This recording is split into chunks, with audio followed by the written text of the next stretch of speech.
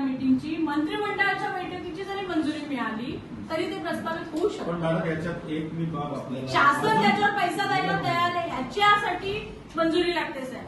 ती कुठली समिती देते याच्याशी घेणं देणं नसतं. जरी ती म्हणताय तुम्ही जी कुठली म्हणता SLTC म्हणजे आपली नगर विकास विभागाची असली काय आणि वॉटर सप्लाय डिपार्टमेंटची असली काय, मंत्रिमंडळाची मंजुरी मिळाली ना ते फुट होतं. आणि मंत्रिमंडळाची मीटिंग कॅबिनेटची दरवेळेस असते, त्यानं पाणीपुरवठा मंत्र्याच्या कॅबिनेटची मंजुरी. हे बघा साहेब, आमचं स्पष्ट म्हणणं आहे, मानसिकता पाहिजे करायची. आम्ही पर्याय शोधला ना, मंत्रिमंडळाची जलसंपदा विभागाची बैठक लागत नाही तरी आम्ही म्हणतो अग्रक्रम समितीमध्ये टाकतो. पण मॅडम ह्या बाबतीत म्हणजे मी एक आपल्याला सांगू इच्छितो की प्रत्येक याला आमदार महोदय, माननीय मुख्यमंत्री महोदय किंवा माननीय उपमुख्यमंत्री महोदय जे आपले नगर विकासचे प्रमुख आहे यांच्याकडे सातत्याने त्यांचा या मंजुरी मिळण्याबाबत पाठपुरावा. प्रशासन आम्ही आमच्या प्रशासकीय अधिकाऱ्यांपर्यंत आम्ही जाऊ शकतो. तोपर्यंत लोक तर राहायला पाहिजे जिवंत. साहेब, याच्या संदर्भाची मंत्रालयात मीटिंग झाली ना, पाणी पुरवठा प्रश्नी खारेपाटामध्ये आमदार साहेब नव्हते त्या मीटिंगला. आमचे साधे लोक बसले होते, आमच्यासारखे खाटके, त्यांनी घेतली ती मंजुरी. स्पष्ट सांगते. त्याच्यामुळे जनतेला तुम्ही आव्हान देऊ नका की आमदार करतायत तुम्ही करू नका. आमदारांनी होत नाही म्हणून इथे आम्हाला यायला लागलं, तुमच्या गावाला गढूळ पाण्याचं तोरण बांधायला लागलं.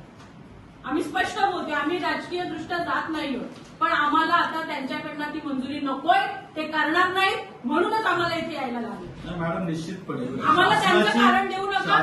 तुम्ही प्रशासकीय म्हणा, मी ऐकेन तुमचं. प्रधान सचिवांचं म्हणा, मी ऐकेन. डिव्हिजनलचं म्हणा, ऐकेन. जिथे जिथे तुमचं प्रस्ताव अडकलाय आम्ही सगळे ऐकायला तयार आहोत. पण आमदार करणार आहेत म्हणून तुम्ही धीर धरा आणि थांबा. आमचा विश्वास नाहीये. 25 वर्ष माझ्या खारेपाटाला तडफडवल्या माणसाने, त्याच्यामुळे माझा विश्वास नाहीये. म्हणून आम्ही इथे भूमिका घेऊन आलेले आहोत. आणि आम्ही ही भूमिका फक्त ही सुरुवात आहे, असं नाही होणार. ही मंजुरी मिळेपर्यंत, योजना पूर्ण होईपर्यंत आम्ही या भूमिकेची ठाम राहणार आहोत. आणि आम्ही हे सगळं राजकीय म्हणून नाही करतो, लोकांचे हाल बघवत नाहीये, लोकांचा प्रश्न बघवत नाही आणि तुम्हाला अधिकाऱ्यांची सुद्धा परिस्थिती आम्हाला बघवत नाही.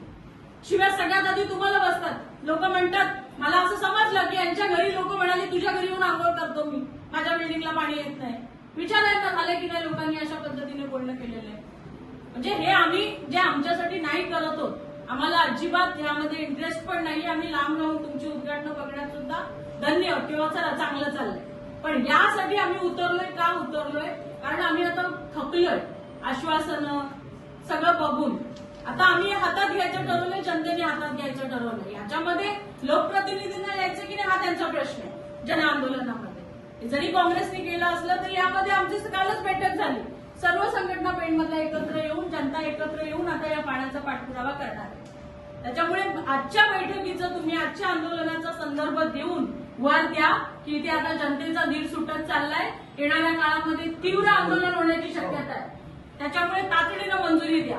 आम्ही यासाठी अमर उपोषणाला पण बसणार. प्रशासनातर्फे मॅडम एक तातडीचं पत्र सुद्धा आणि आम्ही तुम्हाला जे जे मुद्दे दिलेले आहेत साहेब, हे या योजनेशी संबंधित आहेत. दुसरी गोष्ट